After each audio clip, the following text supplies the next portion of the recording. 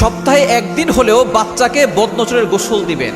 অনেক সময় দেখা যাচ্ছে বাচ্চা অসুস্থ হয়ে যায়, হঠাৎ করে রাতের বেলা কান্নাকাটি করে, এগুলো কিন্তু বদনজরের কারণে হয়ে যায়।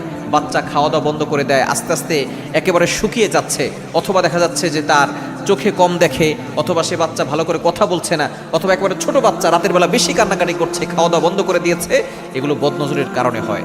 বদনজর কিন্তু খুব ভয়ঙ্কর। নবী সাল্লাল্লাহু আলাইহি ওয়াসাল্লাম নিজে বলে দিয়েছেন, আল আইনু হাক্কুন, বদনজর সত্য, এবং বদনজর একটা সুস্থকে অসুস্থ করে রান্নার পাতিল পর্যন্ত নিয়ে যায়, একজন সুস্থ মানুষকে অসুস্থ করে কবর পর্যন্ত নিয়ে যায়। সুতরাং এই বদনজর থেকে বাঁচতে হবে, এবং আপনার সন্তান যদি সুস্থতা রাখতে চান এবং অসুস্থতা থেকে বাঁচাতে চান, তাহলে আপনি সপ্তাহে একদিন হলেও আপনার সন্তানকে বদনজরের গোসল দিবেন। কিভাবে দিবেন?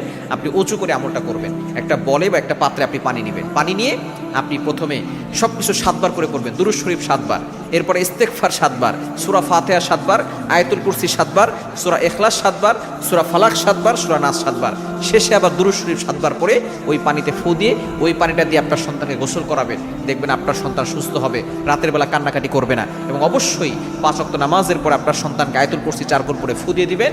দেখবেন আল্লাহ তাআলা আপনার সন্তানকে হেফাজত করবে, মানুষের কুনজর থেকে, শয়তানের বদ আসর থেকে আপনার সন্তানকে আল্লাহ তাআলা হেফাজত করবে।